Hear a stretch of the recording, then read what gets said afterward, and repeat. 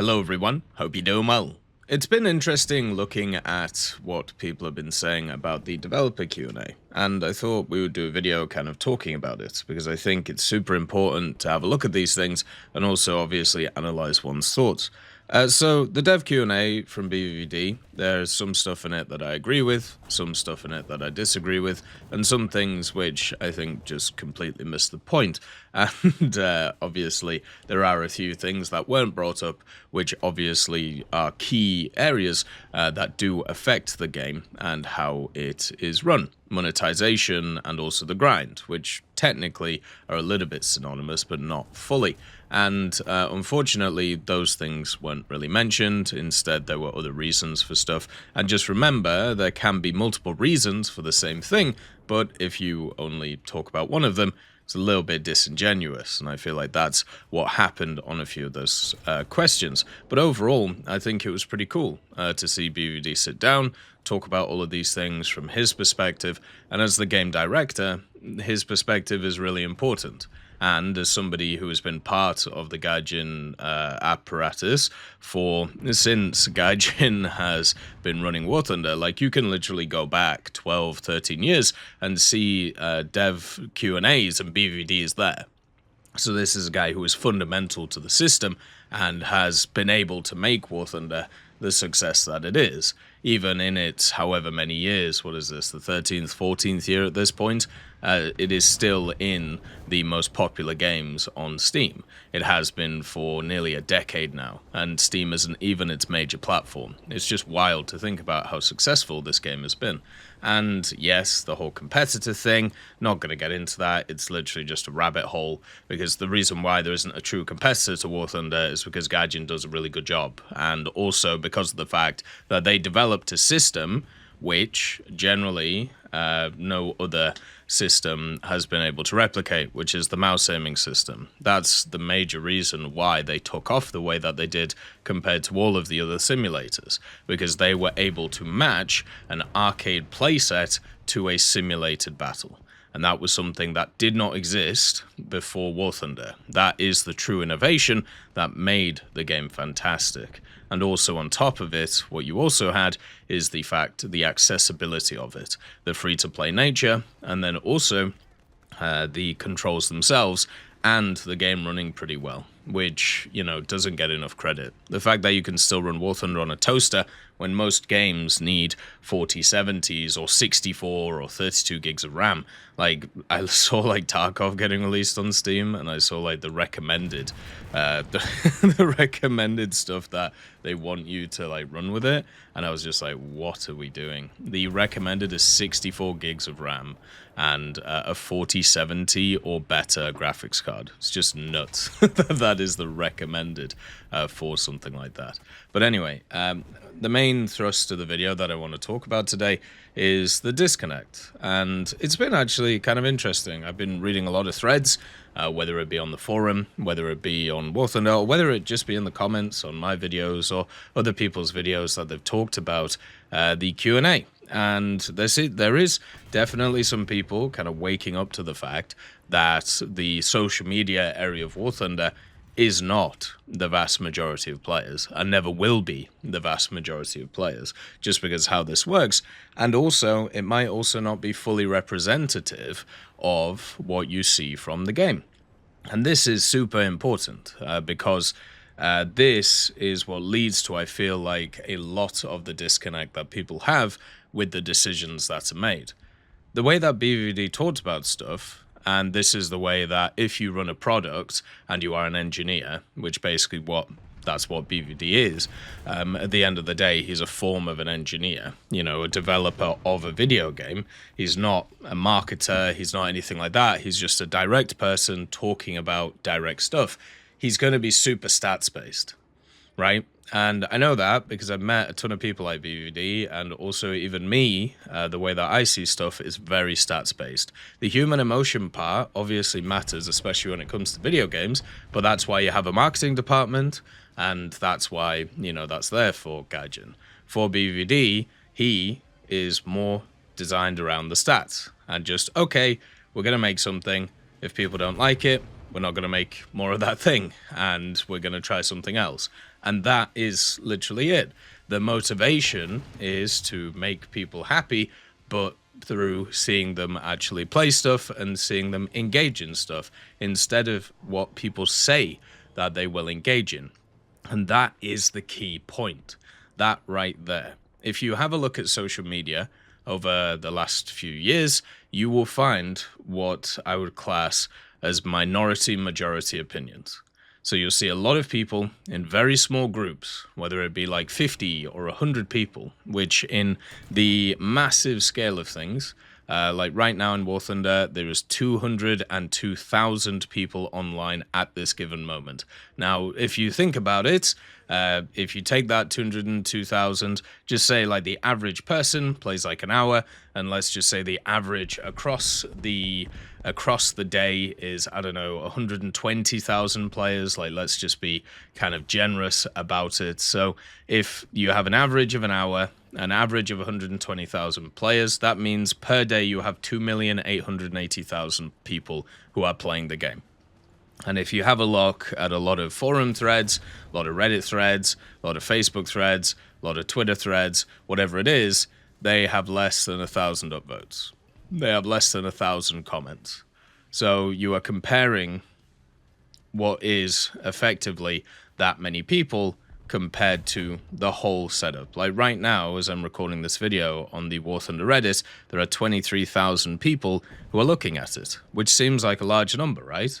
But when you realize that there's probably a couple million, probably around 3 million people playing just today for the game, it kind of shows the issue with this, the disconnect that I talk about.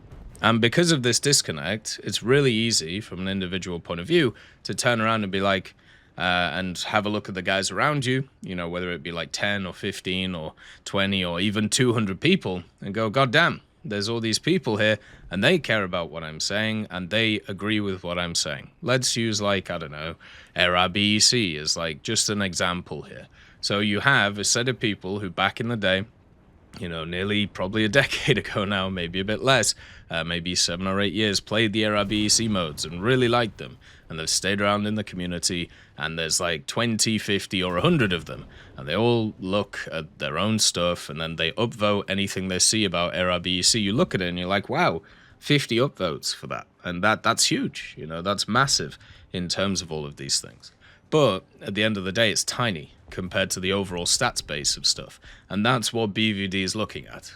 BVVD does not have an incentive as a person to not give players what they want, as long as money doesn't get in the way, right? And that's the part that he didn't bring up, because it's not the part you bring up ever when talking about businesses. It's the same reason why a bakery doesn't just give out free cookies.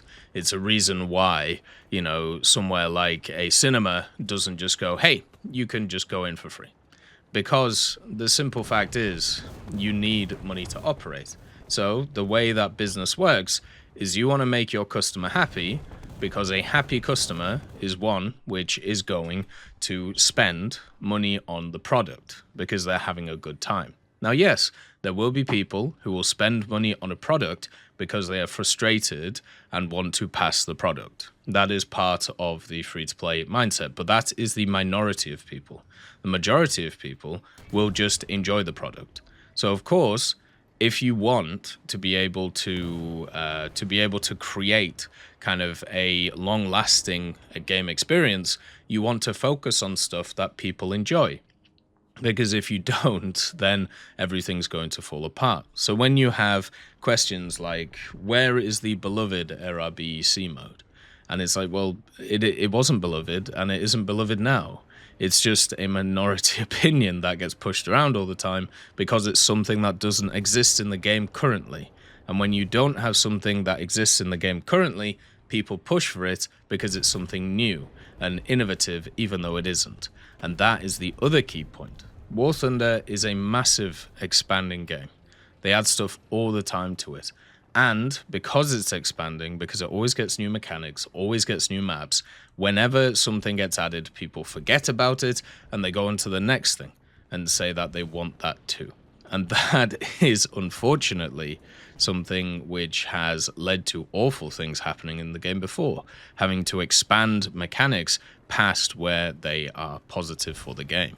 And one of the problems that I feel like War Thunder has is that constant rapid expansion.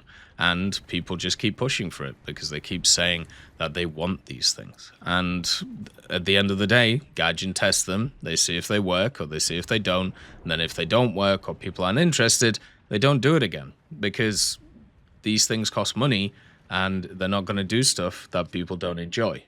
So when you start thinking about things that you want added to the game, or when you wonder why something has disappeared from the game, or something has not been developed in the way that you've wanted, what I want you to do is kind of sit down and try and work out why that would be the case. Because usually it's a pretty simple idea. It's normally not enough people enjoy it. Okay, or it's something similar to, well, maybe it doesn't fit right now. Maybe it would make sense in like 5 years in the plan of things. Maybe they want to add specific vehicles or specific stuff before adding in that thing. Or it might just be, it just wouldn't be fun for the vast majority of people. Just like the artillery stuff that was talked about too, the top-down artillery.